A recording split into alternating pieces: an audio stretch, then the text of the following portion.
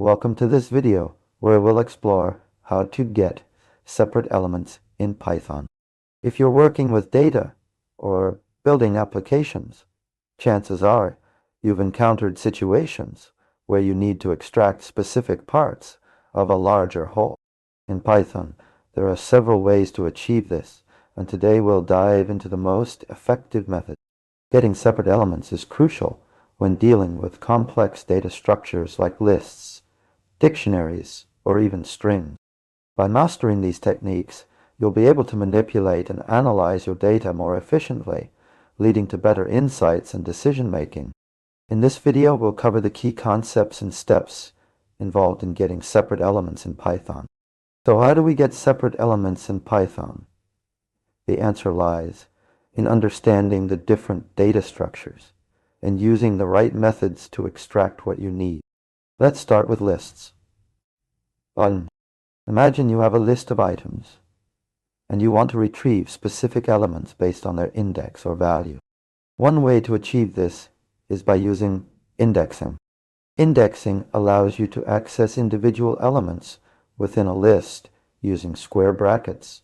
For instance, if you have a list called my list containing the numbers 1 through 5, you can get the third element by simply typing my list 1. Remember that Python uses zero-based indexing, which means the first element is at index 0. Another powerful method for getting separate elements is slicing.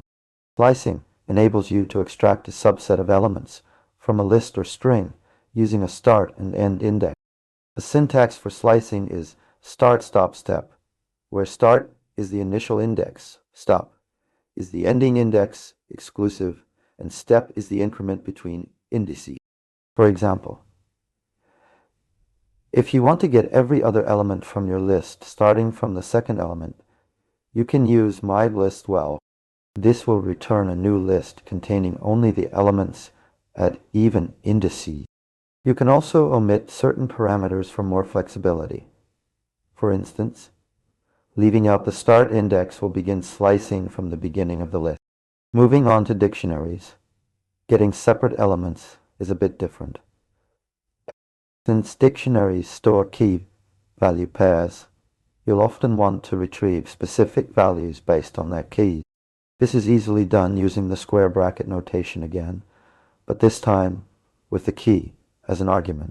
For instance, if you have a dictionary called myDict containing some user data, you can get the value associated with the key name by typing myDictName. Be careful when working with dictionaries. If the key doesn't exist, Python will raise a key error. To avoid this, you can use the get method instead, which allows you to specify a default return value. Lastly, when dealing with strings, getting separate elements often involves extracting substrings or individual characters. This is where slicing comes in handy again. Since strings are essentially lists of characters, you can apply the same indexing and slicing principles we discussed earlier. However, be aware that strings are immutable, meaning they cannot be changed after creation. If you attempt to assign a new value to an indexed character, Python will raise an error. To work around this limitation, consider converting your string to a list of characters using list, performing the necessary operations, and then joining the list back into a string with join. So, what did we cover in this video? Here are the essential points to remember. Indexing allows you to access individual elements within lists and dictionaries. Slicing enables you to extract subsets of elements from lists and strings using a start and end index. Dictionaries store key value pairs, so retrieving values involves using their corresponding keys. Strings can be treated like lists for indexing and slicing purposes, but are immutable. That's it. We've explored how to get separate elements in Python using various data structures. Remember that mastering these techniques takes practice, So make sure to try out the examples on your own and experiment with different scenarios. If you have any questions or need further clarification, please leave a comment below. Don't forget to like this video if it helped you understand getting separate elements better. And for more Python-related content, consider subscribing to our channel. We've got plenty of other informative videos waiting for you.